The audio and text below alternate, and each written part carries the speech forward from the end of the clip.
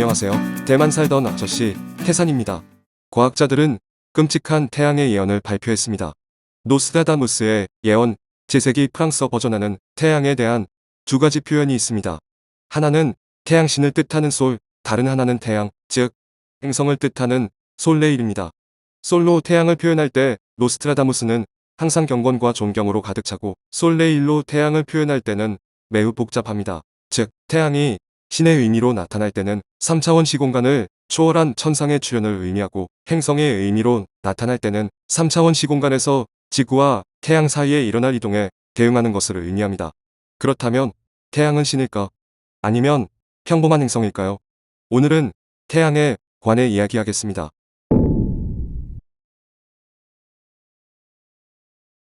2020년 6월 15일 언론 보도에 따르면 과학자들은 태양은 지구의 작은 빙하기가 오는 보기 드문 휴면기를 맞이하고 있으며, 2020년이면 태양의 흑점이 몇 년에서 수십 년 동안 계속 사라질 것이라고 했습니다.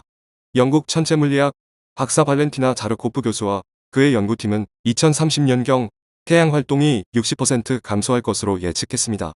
과학자들에게 태양의 휴면기가 왜 그렇게 많은 관심을 불러일으키는 것일까요? 태양이 휴면기에 접어들면 태양 활동이 낮아지고 자외선이 많이 감소하는데, 이것은 바이러스의 번식과 폭발로 나타날 수 있습니다. 과학적 연구에 따르면 지구 기후변화의 주기는 50년, 200년, 1800년으로, 이 주기에 따르면 2030년에는 소빙하기가 없어야 하지만 아소빙하기가 발생할 가능성이 있습니다. 따라서 과학자들은 흑점이 60% 감소해 2030년경 흑점 계곡이 생겨 새로운 코로나 바이러스가 다시 폭발할 것으로 예상했습니다.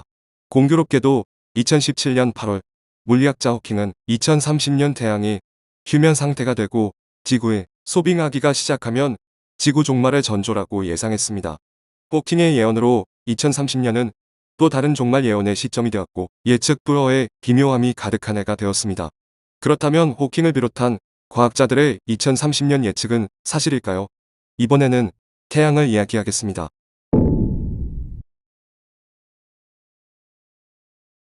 인간에게 태양은 모든 활력과 에너지의 원천입니다. 과학적 관점에서 볼 때 태양은 우리 인간이 사는 태양계의 유일한 항성입니다.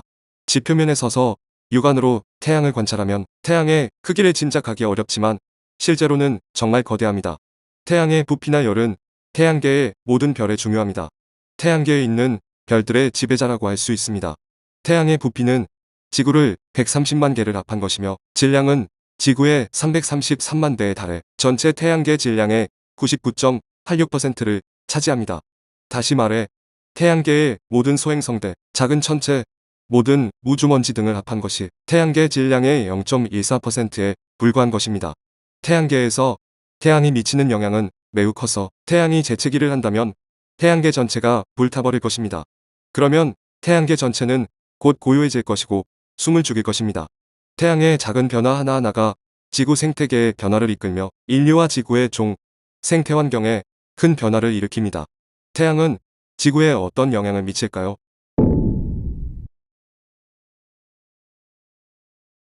먼저 태양에 대해 더 많은 것을 알아야 합니다. 태양 질량의 약 4분의 3은 수소이고, 나머지 대부분은 헬륨과 산소, 탄소, 네온나이, 철, 기타 중원소도 있지만 2% 미만으로 매우 적습니다. 따라서 태양은 핵융합을 통해 우주로 빛과 열을 방출합니다. 태양이 방출하는 거대한 에너지의 진정한 원천은 중심에서 0.25 태양 반경을 핵반응대라고도 하며, 온도는 1500만 도에 달해 3000억 개의 대기압과 맞먹는 열핵 반응이 수시로 일어나고 있는 상황입니다.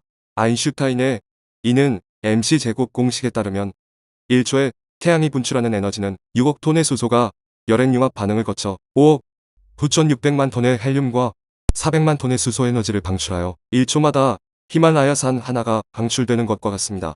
이 엄청난 에너지는 우리에게 빛과 열을 가져다주며, 이렇게 분출된 에너지는 태양 전체 질량의 극히 작은 양에 불과합니다.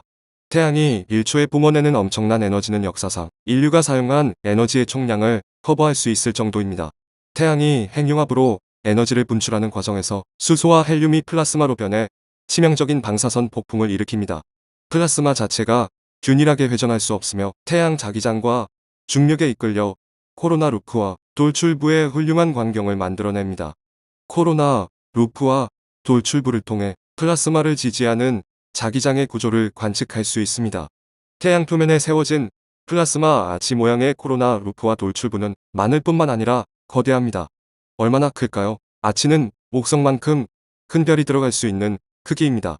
뿌리가 뒤엉킨 것과 같은 태양 자기장 구역에는 내부 물질이 끊임없이 태양 표면으로 밀려 나오지만 이러한 물질의 온도는 태양 표면의 온도보다 낮습니다. 약 1000에서 1500도 정도 됩니다. 따라서 태양의 표면에 흔히 말하는 태양흑점이 나타났습니다.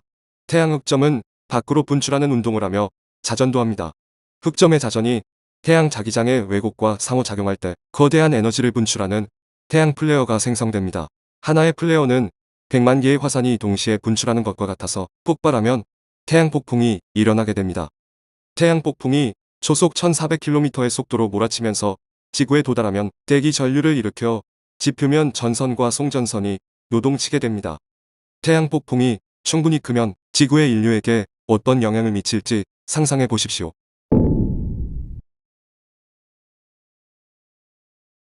흑점은 기원전 28년 중국 한나라 사람들에 의해 처음 관찰되었습니다.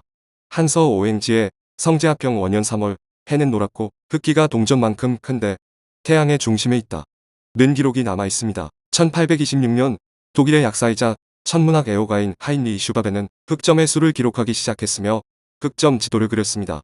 그는 80세가 될 때까지 43년 동안 관측했습니다.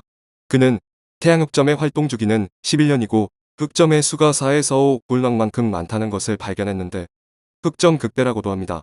쇠약기와 극쇠기에는 흑점이 거의 보이지 않습니다. 따라서 11년을 태양 흑점 주기라고 합니다. 이후 국제적으로 1755년부터 11년간을 첫 흑점 주간으로 규정했습니다. 과학자들은 태양 흑점의 수가 지구에 큰 영향을 미친다는 것을 발견했습니다. 흑점은 태양 내부의 플라스마의 흐름에 의해 형성되며 태양 내부에서 솟아오르는 자기 고리로 마치 폭풍의 중심처럼 태양 표면의 흑점을 형성합니다. 거대한 에너지를 머금은 태양 흑점은 슈퍼태양 폭풍을 방출할 수 있으며 실제로 우리 인간에게 보이지 않는 에너지 흐름이 있습니다. 흑점의 수가 많으면 외부로 많은 태양 에너지가 방출되고 태양 활동이 활발해지는데 태양 활동 정점의 해라고 하며 흑점 수가 적으면 외부로 방출되는 태양 에너지가 적고 태양 활동이 적어집니다. 올해는 태양 활동이 적은 해입니다. 농업의 경우 흑점이 많으면 지구의 농업 생산량이 늘어나는 경향이 있고 흑점이 적으면 지구의 농업이 흉작인 경향이 있습니다. 태양의 흑점이 사라지면 태양 활동이 가장 적은 해에 머물러 지구의 기후가 심각하고 매우 크게 변할 수 있습니다. 이런 영향은 거대하고 복잡한 시스템입니다. 예를 들어 2020년은 태양 흑점 수가 매우 적은 해입니다. 2020년에 많은 자연재해와 신종 코로나가 발생했습니다. 적은 수의 흑점과 관련이 있습니다. 17에서 18세기에 100년 동안은 마운더 태양 흑점 초장 극소기로 태양 활동이 저조한 소빙 악기라고 했습니다. 전 세계적으로 강한 지진이 자주 발생했고 기타 자연재해도 집중되었으며 전염병이 만연하고 저온과 냉해가 심각했습니다. 1996에서 2008년은 21세기 태양 흑점 초장 극소기에 접어들면서 심각한 저온과 바이러스, 예를 들어 2009년 신종플루가 폭발했습니다. 2020년 10월 사이언스는 바이러스가 사라진 상태에서도 2024년 재발할 수 있으므로 사스에 대한 모니터링도 유지해야 한다는 연구보고서를 발표했습니다. 2019년 12월 태양 흑점의 최소값이 검증됐다는 과학자들의 연구 결과가 나왔습니다. 2022년을 전후하여 태양 흑점이 없고 신종 코로나는 계절적 폭발이 일상화될 것입니다. 2023에서 2025년이 되면 달이 최대 저기에 들어 지구의 기후는 더 추워지고 인플루엔자 대유행과 신종 코로나 전염병이 다시 폭발하게 될 것입니다. 이 시점은 인도의 신동 아난드가 아유르베다 점성술로 예언한 것과 정확하게 일치합니다. 태양 흑점 11년 주기에 따르면 과학자들은 다음 태양 흑점 계곡을 2030년으로 예측했습니다. 그때 신종 코로나 재폭발 가능성을 무시할 수 없습니다.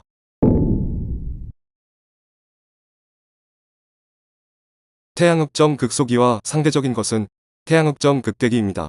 태양 흑점 활동이 빈번하고 태양 폭풍이 폭발하는 시기입니다.